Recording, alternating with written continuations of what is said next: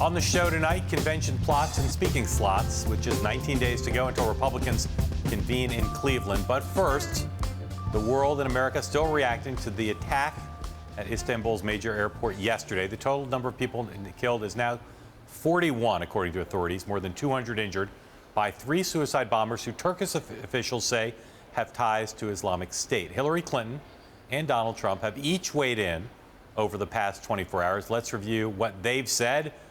The attack at the airport occurred just before 3 p.m. Eastern time. Trump offered his first reaction a little over an hour later at 4:08 p.m.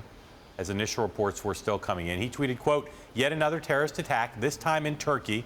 Will the world ever realize what is going on?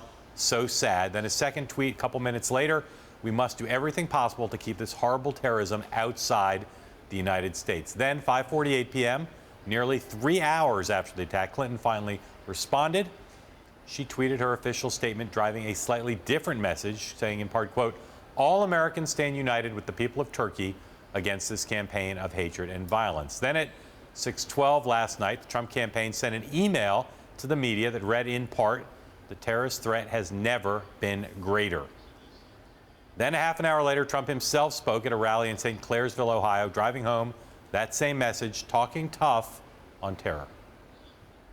So we can't do waterboarding, but they can do chopping off heads, drowning people in steel cages. They can do whatever they want to do. You have to fight fire with fire.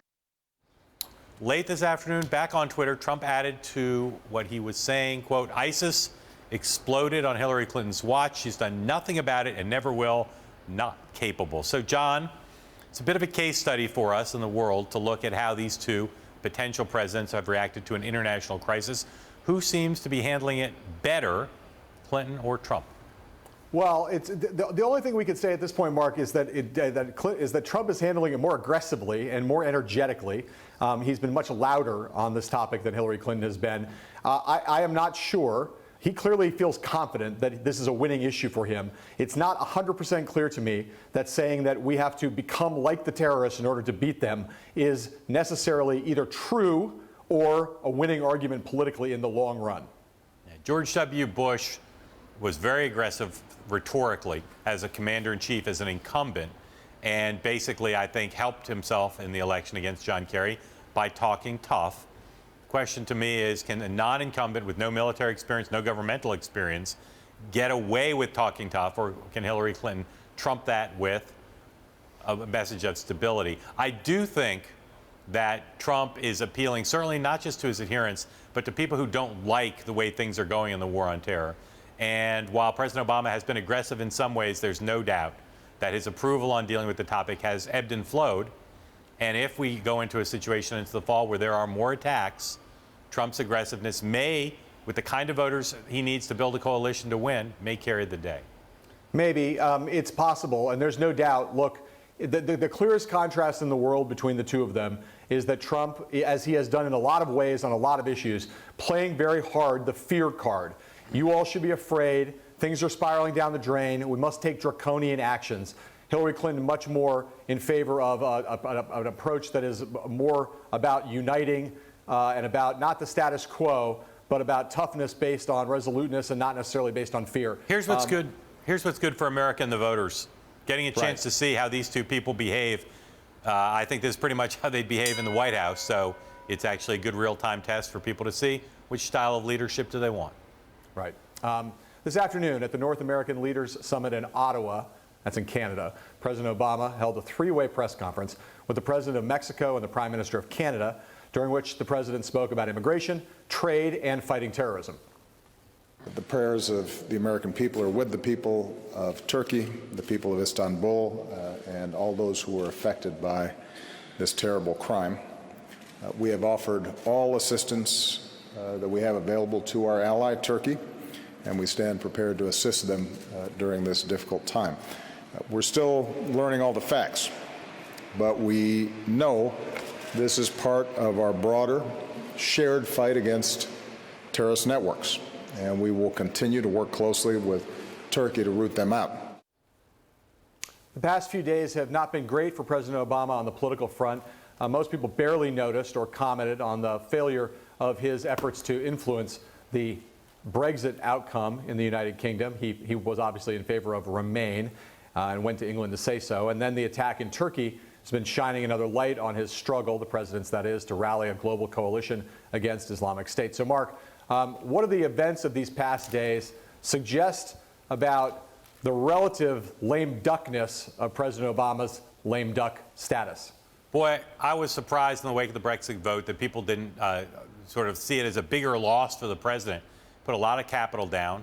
Got more attention when he tried to win the World Cup for the U.S. and failed than he did for this in some ways. So I think it's cautionary for the White House. Now, look, the president has been counted out before and come back. He's got some international travel. He's still the president. But I thought this was a real sign on both these issues of certainly waning influence. You know, his approval rating in the most recent data we've seen from CNN on handling terror, 42%, handling ISIS, 38%. It is pretty clear that the world is not necessarily looking to him for leadership now the way they once did. And it is a caution for him, a caution for Hillary Clinton, the White House staff. But like I said, he's been counted out before and come back, particularly on the international stage. Well, look, I mean, foreign policy is the weak spot for President Obama. But if you compare his lame duckness to the following former presidents in our lifetime, George W. Bush at the end of his second term, Bill Clinton at the end of his second term, President Obama is a titan compared to those guys in terms of both his approval rating compared to both of them and in terms of his ability to have a role in this presidential campaign. Domestically, the president is very strong. But on the world stage, there's no doubt that he is not playing a very strong hand. That's been the case in his administration for a while. Yeah, we may see a flip. Presidents normally turn to foreign policy at the end. This president may turn to politics and domestic issues. See how that goes. When we come back, what do Ted Cruz and John Kasich have up their respective sleeves ahead of the Cleveland convention? We'll read some of the tea leaves after these words from our sponsors.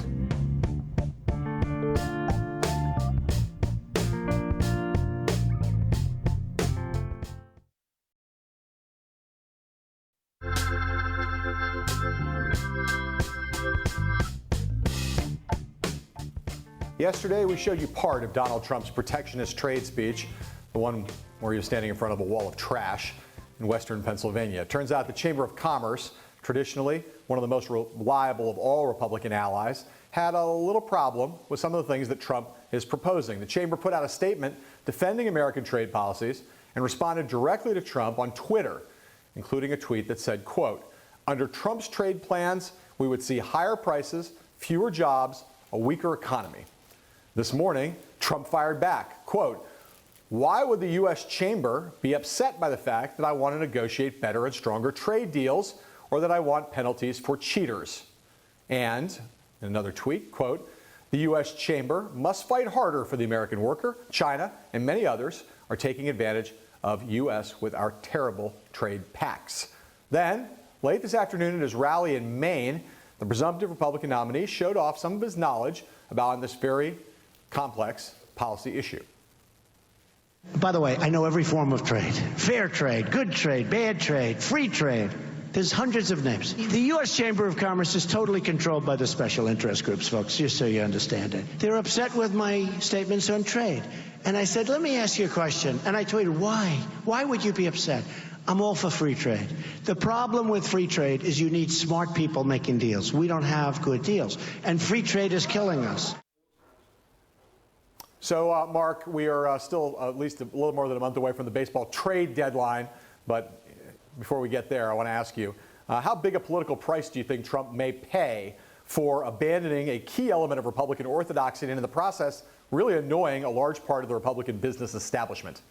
Well, I'll certainly pay some. There'll be more elites who endorse Hillary Clinton. And my hat's off to the chamber for standing on principle for what they believe in. Look, Bill Clinton ran against his party's trade position in '92 and was able to basically expand the Democratic electorate enough to win. I think Republicans who don't agree with Trump on trade are just going to have to get used to it. It's a big part of his campaign. And if there is a path to not only winning 270 electoral votes, but expanding the Republican electorate for down-ballot candidates, it seems to me it's through working-class voters who are as skeptical of current trade practices as Trump. So while it's going to cause some friction, I don't think it's going to break apart a voting coalition. It'll hurt him with some elites. Well, a lot of it's going to depend, I think, on how Hillary Clinton handles this, because the truth is, in terms of globalization, which is really what Trump's railing against here, and as much as he's railing against any specific trade deals, he's trying to turn back the clock on an inexorable force that's changed our economy over the course of the last 20, 30 years. You know, Trump, as many people have suffered from that, there are those who have gained from it. So it's not clear to me that Trump is going to win from this politically. But the question is whether Hillary Clinton can actually capitalize on it, given her conflicts over the issue of free trade and protectionism. Yeah, you know, the chamber is really focused on down ballot races, but if Trump looks like he can win this thing at the end, I think you're going to see some groups that are skeptical. Maybe not the chamber, but groups like that, business groups, get on board with Trump if they think he can win it at the end. All right, a little more than 2 weeks out from the Republican convention in Cleveland. Naturally, a lot of attention is turned to who's going to be attending and who's going to speak from the stage. Apparently, it's still the case that the home state governor, John Kasich, isn't sure about either of his options. His spokesman told CNN today that Kasich may not step foot in the convention hall. But the chief strategist of Kasich's presidential campaign, John Weaver, sent out a very unusual email today about a new series of swing state polls from something called Ballotpedia that show Kasich doing better in a hypothetical matchup against Clinton in several battleground states than Trump does. We're told by a source close to Kasich that he will be in Cleveland. He'll be doing plenty of events to help candidates besides Trump, but at this point doesn't have any plans to step inside the hall.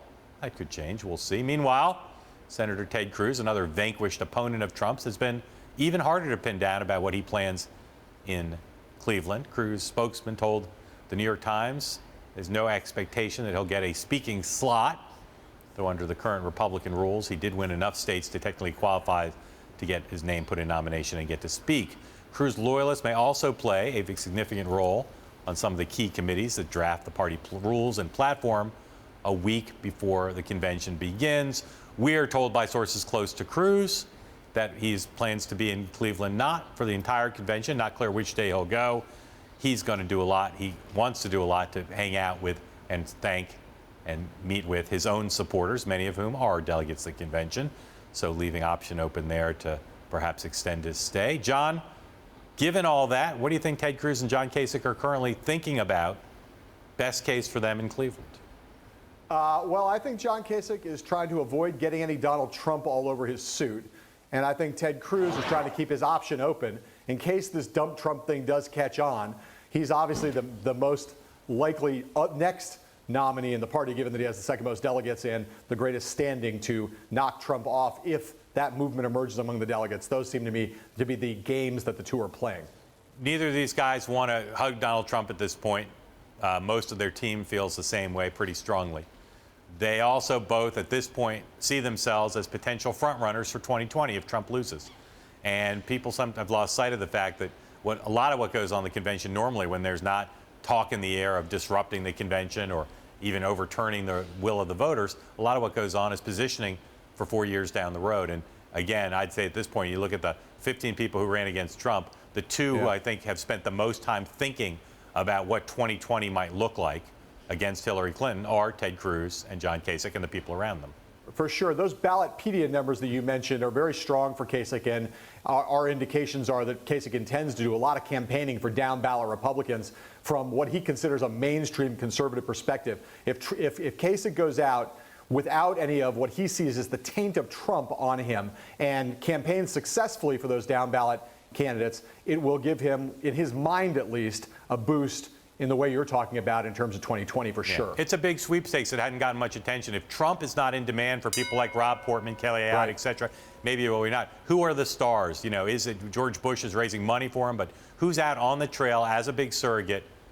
Kasich and Cruz, I think, are both looking to do that. All right, coming up, we'll talk more about the presidential race and also the aftermath of those horrible terrorist attacks in Turkey when we come right back.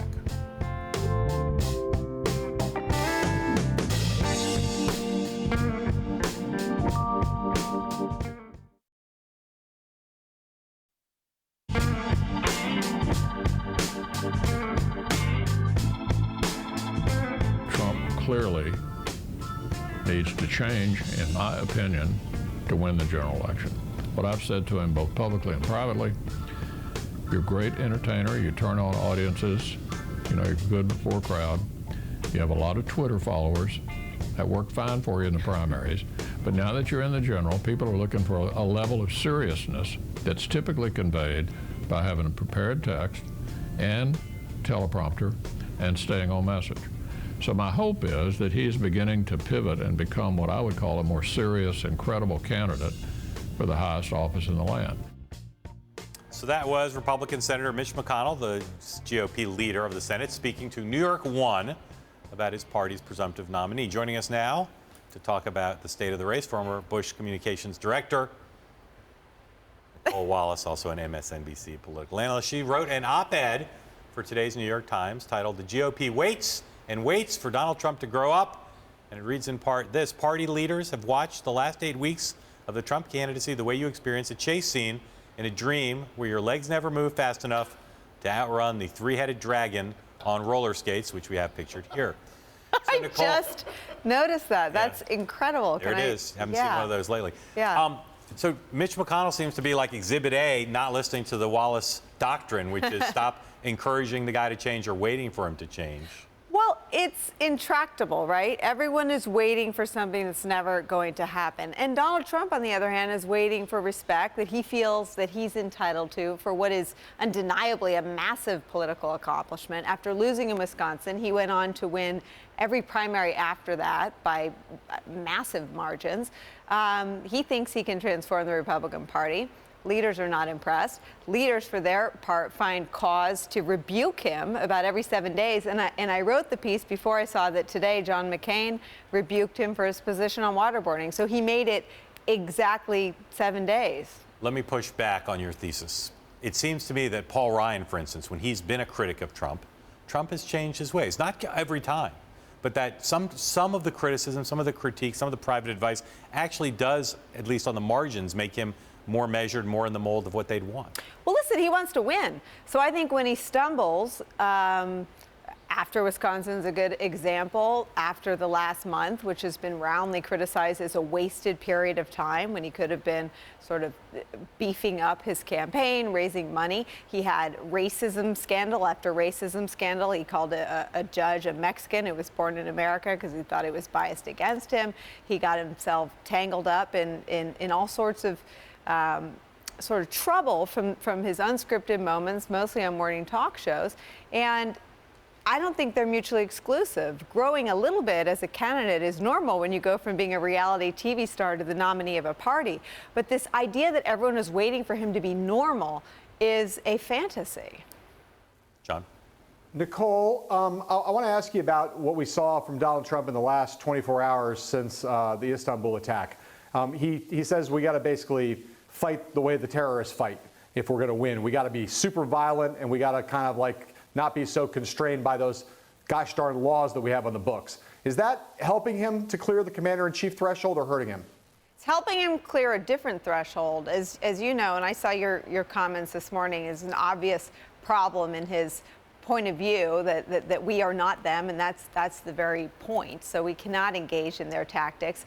But his numbers on the question of terrorism are about the only ones that held up during what was the most abysmal month for any candidate for the presidency that I can remember. The only place where he still had an advantage over Hillary Clinton was on this question of who do you trust to protect us from terrorists, or who do you trust on the question of terrorism. So he is on solid political ground, but the question when it's asked about who's most qualified to be the commander-in-chief, who's the steadiest leader, she still has the advantage. So in some ways, he's got the public behind him when he talks about being tough on terrorists. People view a terrorist who would kill innocent people in an airport, children and families going on vacation, which were the targets of yesterday's attack, they view them as animals. And so most people, even while a debate roiled Congress, John McCain came out firmly against enhanced interrogation methods, but many members of the public remained supportive of doing whatever we had to do to defeat them. So Donald Trump is on solid political ground, but it's not the kind of ground you stand on if you're trying to pass a credible commander-in-chief test. And it's why you see some national security leaders, people who have worked for Republican presidents, coming out in recent weeks to endorse Hillary Clinton. Right. So, Nicolle, you've laid out the conundrum pretty well, that Trump's there's some political advantage, or at least some mileage in terms of how he's addressing these kind of issues, but there's also this more fundamental test. So if you were advising Trump, if he called you and said, Nicolle, how should I talk about this? How much should I moderate? What would your advice be to him, and in terms of how to balance those two objectives? Well, listen, Mike Hayden said in a great piece called Spy Masters, which was aired on Showtime, he said, the next president that wants to waterboard is going to have to bring his own bucket. So I would advise Donald Trump to get on the phone with Mike Hayden, who's pretty available and pretty accessible, and find out what experts think on this question. And that is the very point of the piece today. Why isn't he on the phone with policy experts if terrorism is an opportunity for Donald Trump to fix his political problem, which is that he needs to close the gender gap. He needs to get more married women to trust him on national security more than they trust Hillary Clinton. Why isn't he spending the same amount of time he spends on Twitter and on TV talking to really smart policy people like Mike Hayden or Jim Woolsey, who I know is coming on your show next? What do you think of Ted Cruz's posture towards Trump at this point in terms of whether it's smart for him, whether there's any downside? Listen, the largest growing group of voters is Republicans in the Senate, and their group is undecided. Mike Lee said yesterday on Morning Joe that he's not sure he's going to endorse. Jeff Flake has said he's not sure if he's going to endorse. Cruz hasn't endorsed. Kasich hasn't endorsed. I think that the question, when Jeb Bush said he wasn't going to vote in the presidential contest, he got a lot of flack, but it is now a position and sort of a... Is Cruz paying any price with anybody for saying, I don't really know what I'm going to do about Trump?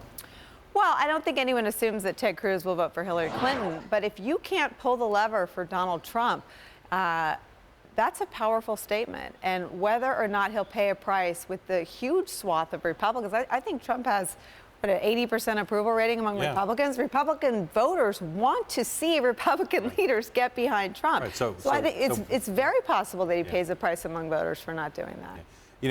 For a while, the Never Trump movement had all sorts of oxygen, and now, obviously, that's significantly less. It never had all that much. But in media oxygen. It never had any viability. Is there now going to come more pressure on Republicans to get in line, do you think? Well, I think they're going to have to stake out a position, and I think there are two doors. You can vote for Hillary Clinton or you can vote for Donald Trump. I think this idea that they're going to sit it out, I think voters will. I'm an undecided voter. I mean, I laid out my quagmire and my sort of, therapy process that I'm through. I'm waiting for him to get better. I find it inexplicable that he can't read, the looming tower and have anything more intelligent to say about the nature of the enemy we face and how to fight them. I'm going on Amazon, getting him Looming Tower, send it to Trump.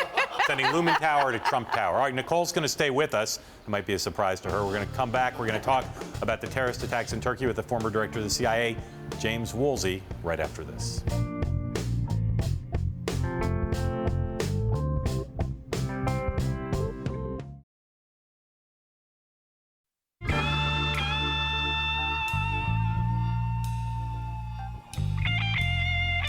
Welcome back.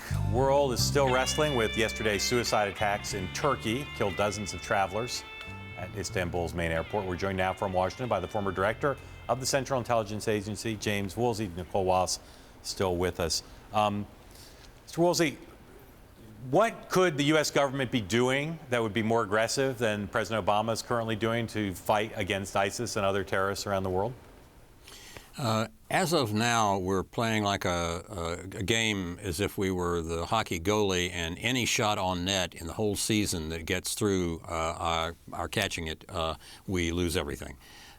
We've got to do a better job of getting inside the heads of our enemy. And one thing is to call them for what they are, jihadi, Islamist terrorists, and not to mince words the way the president does all the time, because you can't work effectively on something you can't even talk about. But the other is, I think, to take notice of the fact that we're going to have to make some serious compromises. We all want our privacy. We also all want security. In a normal, average, pleasant day in the United States and other parts of the world, too, security and privacy don't really clash that much. But when you get attacked by particularly an institution as ruthless as ISIS, they do begin to clash. And what we have to do is essentially develop a public-private partnership so that the people in the government, in NSA especially, but other parts of it, that are real experts on data and what one can do with it, and people from the essentially the data industry that are very good at pulling together information on people from publicly available, non-owned data, and helping figure out from that data where an individual group is going to be going the next day, whether they have bought some new kind of material or weapons, whatever. One has to be able to untangle what they are doing. And some people will say that might affect my privacy. It conceivably could, but we've got to make some choices, and I think we're going to have to compromise a bit on both privacy and security. All right, Ambassador Woolsey, a question from Nicolle Wallace. Sir, have you been in contact with the Trump campaign to offer any of these kinds of insights or any of your knowledge or impart any of that on him? Nope. I'm an old Scoop Jackson, Joe Lieberman Democrat, and at this point in the campaign, neither campaign has gotten in touch with me. And do you think there's anything disqualifying about the kinds of things that Donald Trump has said about the nature of the enemy or the things we would do to protect ourselves? Does the Muslim ban disqualify him? Does the talk about bringing back waterboarding, where a debate's been had and we decided that wasn't in line with our values? Has he staked out any ground on counterterror that disqualifies him from the presidency? There are things that I agree with and disagree with that he says. I'll mention a couple here, but I don't think anything is disqualifying. I mean, one can say all sorts of things. It's a free country, First Amendment. I think that the trying to keep Muslims out as Muslims was a bad decision because walked it back, that almost in fairness. certainly. Sorry. Say again? He's walked that back, and now he describes it as a ban against people from certain terror regions, in fairness to him. That could be quite legal, to ban people from Syria, say, for a time. But I think you run into the First Amendment if you try to ban Muslims. I also think that his ideas on trade are much too restrictive. There can be some compromises with free trade, but generally we ought to be free traders, I think, for the interests of prosperity. And I think I disagree with him on that. But I'm not going to say any of these things disqualify him for running for the presidency. I just disagree. Mr. Ambassador, if the Turkish government came to you and said, we'll do whatever you say to fight against terrorism, what would you ask them to do? Work out a modus vivendi with the Kurds so that these two wonderful fighting forces in the Middle East, each of whom has been working with us at one time or another, the Kurds and the Turks, could cooperate with us. We would have to be overseeing it all, and the anger and hatred there is long-standing. But these are both extraordinarily able groups of fighting men and women. And I think if we could do something to pull them together with us, okay, keep them on separate flanks so they don't have to talk to one another. But I think the key to victory again over ISIS in Syria and Iraq, and over the long run to any use of force that ISIS may contemplate, really probably lies in getting all of the Sunnis, as many as possible, together, and especially the Kurds and Shia.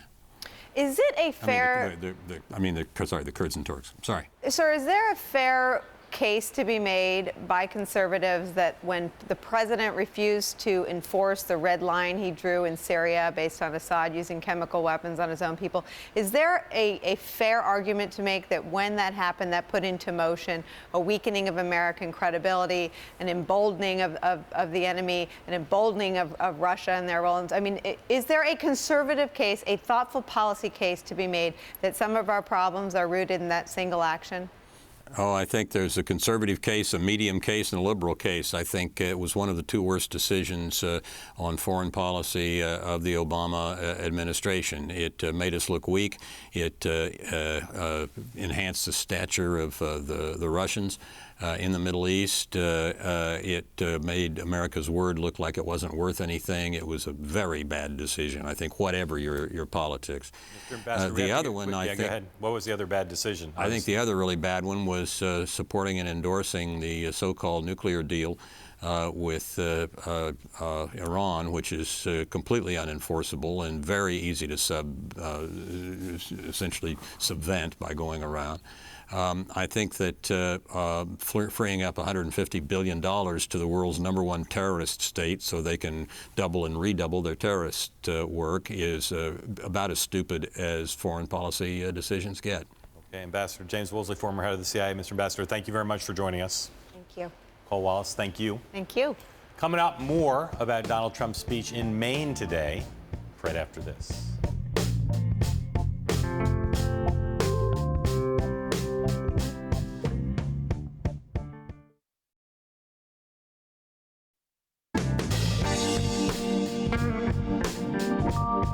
Just remember this. They signed a pledge saying they will abide, saying they will back the candidate of the party. And now they sit back, and the pledge is out there, and the press doesn't even go after them on that. They broke their word. In my opinion, they should never be allowed to run for public office again, because what they did is disgraceful. That was Donald J. Trump at his rally in Bangor, Maine, just moments ago, talking about some of his former Republican rivals who have not yet endorsed him.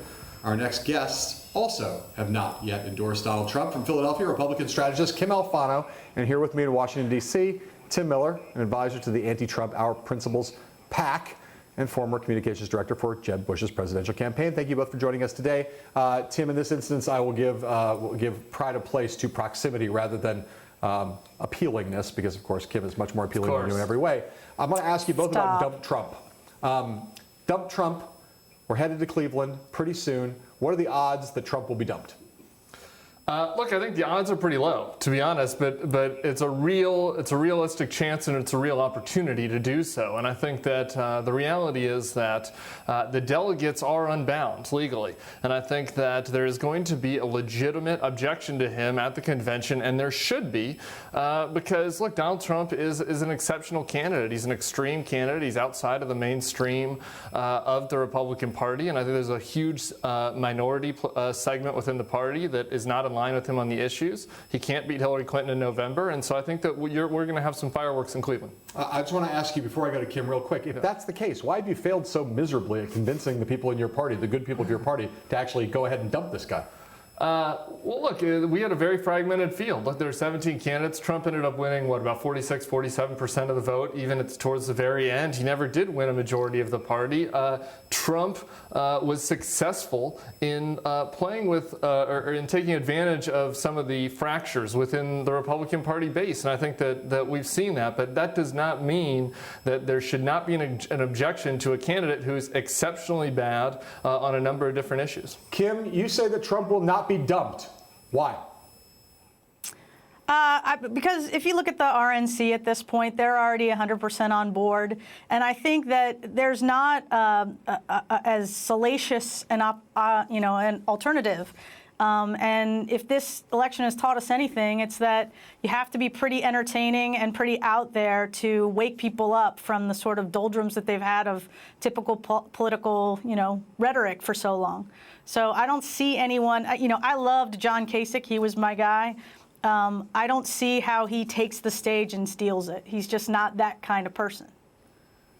Kim, if Trump asks you for your best piece of advice now to increase his chance of winning, what would the advice be? I would say do what you're doing, but make sure you're walking back the stuff that is really out there. I think that he's been pretty brilliant in this kind of buckshot or scattershot approach where he blows the doors off with something that makes everybody just sort of jolt with like a huh? And then weeks later, since he does so many, one after another, the jolt is forgotten and he's able to walk it back, kind of like the Muslim ban. And I think it's just he has this electrical way of going after voters and getting them to pay attention. And it's not dumb. I think he's doing a great job of it. I don't love the guy.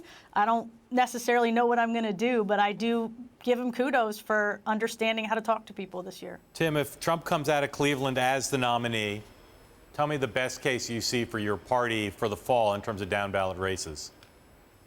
Well, look, I think the reality is Trump's going to get worse, not better. And there's this wishful thinking in Washington, and I think Kim expressed part of that, and a lot of the folks in the establishment in D.C. think that he's going to start behaving better. And the reality is he's going to get crushed by Hillary Clinton, and Donald Trump is a toddler. And when toddlers don't get what they want, they act out. They don't start to behave better. And so what we're going to see when Hillary Clinton's beating him by 6, 7, 8, 9 points around Labor Day is Donald Trump's going to start to act out. And I think you're going to see a lot of our Senate and House candidates have to separate themselves from him, and hopefully with money and resources from anti-Trump conservatives, we can save the House and hopefully at least keep it close in the Senate, where a lot of senators are running good campaigns, like Pat Toomey, for example, but they're going to get drugged down by just absolute atrocity at the top of the ticket. Right, so the atrocity is how bad, Tim? How bad do you think it could get for Donald Trump?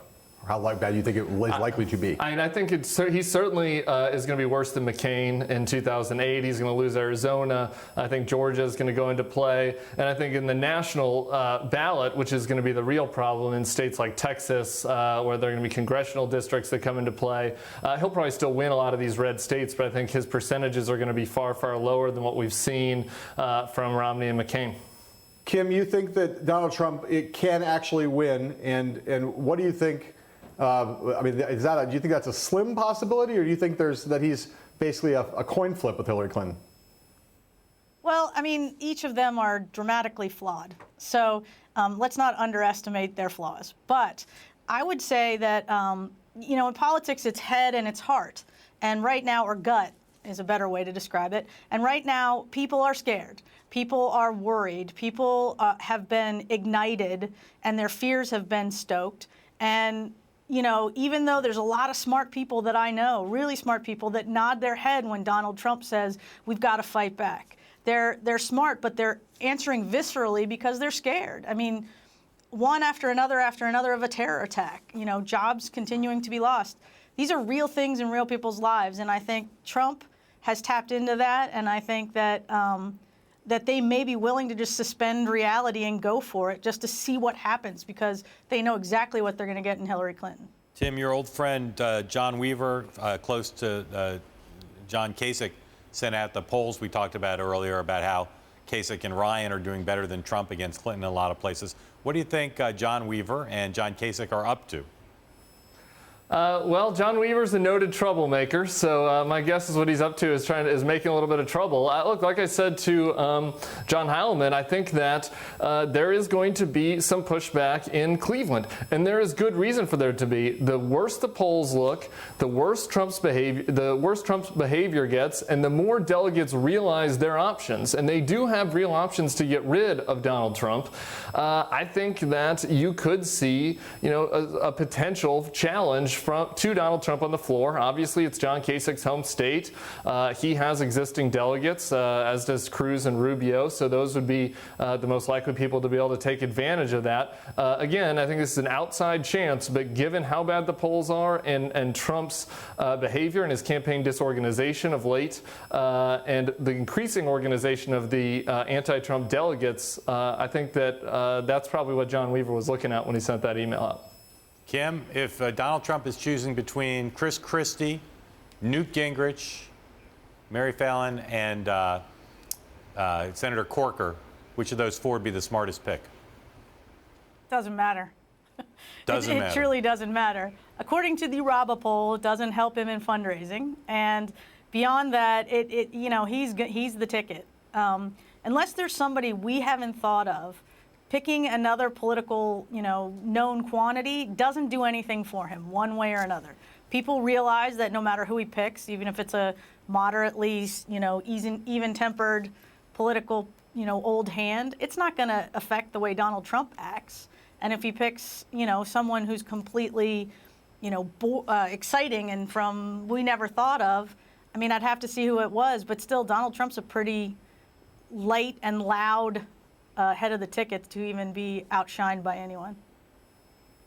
All right, Kim, Ray of Sunshine Alfano, and Tim, Rain Cloud Miller, thank you for coming on. Up next, we'll get an update on Turkey and how the world is responding to this terrible terrorist attack. And if you're watching us here in Washington, D.C., you can listen to us as well on the radio at Bloomberg 99.1 FM. We'll be right back. Joining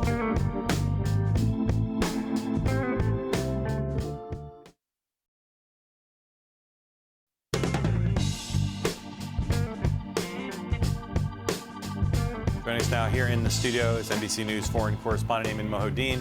Lots of terrorist attacks. The casualties are always horrible. What is different in terms of the symbolism or the effect of this attack? Well, this one, it really targets the commercial and, if you will, kind of symbolic epicenter of Turkey. Most of the attacks that we've seen in the past, certainly there's been some in Istanbul at tourist destinations and stuff, but this is really going after the establishment, if you will, both because it's Istanbul and that is the commercial center of Turkey, but also that specific airport. It's the third largest in Europe, one of the largest in the world. It is a hub for the entire region. It connects the world, as we heard President Obama say. So they're targeting it and they're sending a message not just to Turkey, but to the outer world. Turkey has dealt with a lot of domestic terrorism. Is this going to change Turkey's attitude towards fighting back? Well, in terms of if they determine that it is ISIS, yes, Turkey's already involved in the fight in Syria. Perhaps they can do more alone. There's a reluctance on a lot of the neighboring countries to do it alone without direct U.S. military involvement in a way that would protect everybody that would go to stake. Because if they go to war in Syria, and that means they have to go up against the Assad regime or its anti-defense systems or even maybe Russian fighter jets, they want to know that the U.S. has their back in that fight. I'm not sure that Turkey or any of the neighboring countries, Jordan did a few flyovers, did some bombings. I don't think any of them are ready to do it in the event that the U.S. is not going to back those countries 100%. If this turns out to be Kurdish separatists, as we've seen in the past, I think it would add a very dangerous new dynamic to that war that's been taking place in southeastern Turkey for decades. Given lame duck president of the United States, given the distraction of Brexit and all the other problems in the world, is it conceivable that there'd be a change in how the war on terror is fought with or without American leadership between now and the election of a new American president? Well, we've heard some countries like Egypt and Saudi Arabia say they wanted to try to create a rapid deployment force among Arab countries. I don't think a lot of people are putting a lot of weight into that. I don't think it's going to deal with the meaty issues of the region, like, for example, a Syria or even an Iraq. Perhaps maybe something in Yemen, maybe in the borders of Libya, but nothing as serious as Syria. So I don't see any seismic shifts in the security structure of the region right now. Nobody's willing to make that change. Very unlikely to happen unless the U.S. says, we are going to do this, let's get everyone on board. If there's an actor in the region who would lead that, Saudi Arabia, Turkey, is there anyone who would say, we can't wait for a new American president? Well, if there's a country that's going to lead it, it's going to try and pull the international community with it. Perhaps the only country that could do that is Turkey because of the fact that it is a member of NATO and is on the European doorstep. So it can literally bring the Europeans dragging to this particular field of operation, if you will. Saudi Arabia, Egypt, not likely to do that. Egypt is strained at home with what the problems that it is dealing with in the Sinai Peninsula and the rise of ISIS there. A lot of economic problems at home. It's not going to be able to project its power. Saudi Arabia could probably have the resources to project its power, but it's dragged down in a brutal war in Yemen that shows no end in sight. That military campaign has not gone too well for the Saudi regime. I'm not sure they would be able and capable of opening a second front anywhere beyond their borders. And what about other European countries? Are there any of them at this point so unhappy with the status quo after this attack that they try to lobby for more? Well, what we've seen in the past, countries like France, in the wake of the Paris attacks, they showed an immediate, robust military activity in Syria. They launched their air campaign, but with time, it tends to die down, or at least the pace of intensity slows down. So again, I'm not sure that any European country has the capability to do it. The United Kingdom perhaps does, but just given the past week with Brexit, I think their hands are completely full right now with everything that's going on domestically. They're going to be preoccupied with that for months. I'm not sure that they'll be willing, given the economic uncertainty that they're dealing with now in Europe, that they're going to try to take on a military campaign to try to reshape the conflict in Syria without a very strong international presence. And any effort they try to do is always going to be met with some kind of diplomatic pushback, even military pushback from Iran, Hezbollah that are supporting the Assad regime as well as Russia. All right, Ayman, thank you much. Great to have you here. We'll be right back.